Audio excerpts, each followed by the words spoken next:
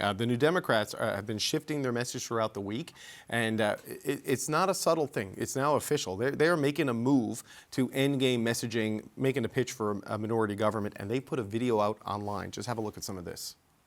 A Canada where one party holds all the power means cuts to the very things that make us who we are. Canada works best when we don't just have two parties trading power back and forth. Canada works best when there are enough New Democrats elected to stand up for you, not the billionaires. If you vote NDP, we'll work to build our kind of Canada, just like we always have. Bob, that is not a pitch. Please vote for me, please. That's not a pitch for an NDP government, right? I mean, yeah, throughout the video he says, I'll never support Pierre Poilievre, sort of acknowledges it looks like it's Kearney. Yeah. You need us there to keep him in check. I mean, what do you think of this move? Sometimes that might work in a normal election campaign, but I think it's a real challenge now because the threat is not here. The threat is south of the border. And New Democrats are as concerned about their livelihood as a lot of people who are now 43 or 44% who are now supporting Mr. Carney. So I just don't think that message is going to work, and let's see what other thing he's going to try. We've had 7 elections since 2000. This is the 8th one. We had 5 minority governments in those elections. That's a lot of minority governments. And we had 2 in a row. And I think the appetite now among the electorate is to have a strong majority government for one reason, just so the government has les coups de frange, as we say in French, have enough strong mandate to be able to face Donald Trump and what are the consequences of his actions on Canada. So I don't think that this plea will be heard by anybody except maybe some New Democrats who think that they still have some influence in Ottawa. But I think this is the first admission that this campaign is going nowhere. He's going to give a speech, Jagmeet Singh, I'm told, at the Broadbent Institute tomorrow, which is, the New Democrat counter to the old Manning conference. Really amplify this message and double down and explain why.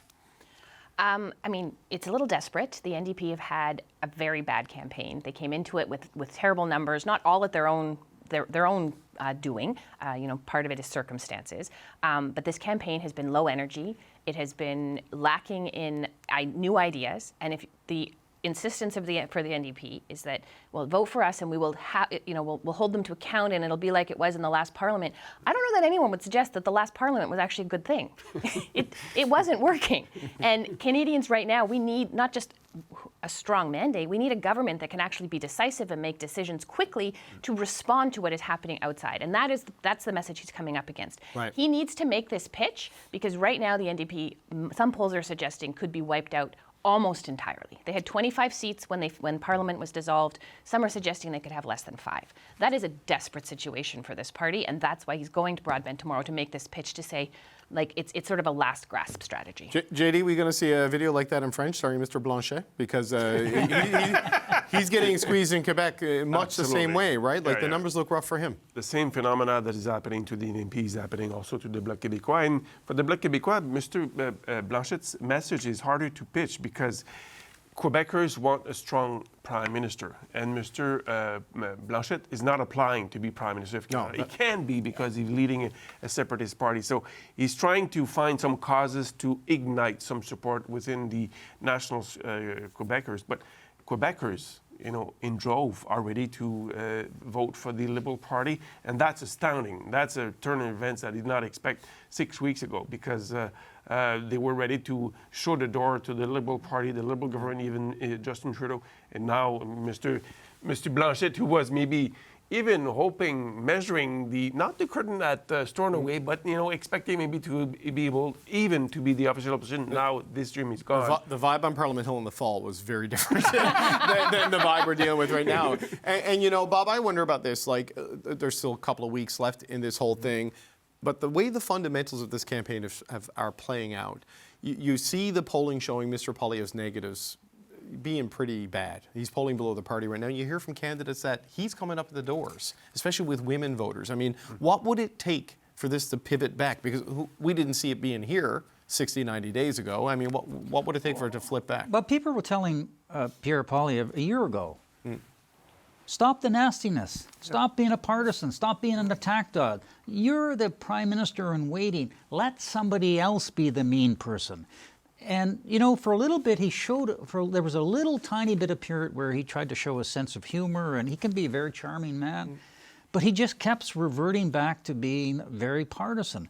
And all the polls show that it turns off women voters. And older voters, and too. And older voters. They just don't like it. And that's why I was surprised this week when he upped the game again of being really nasty and trying to do character assassination.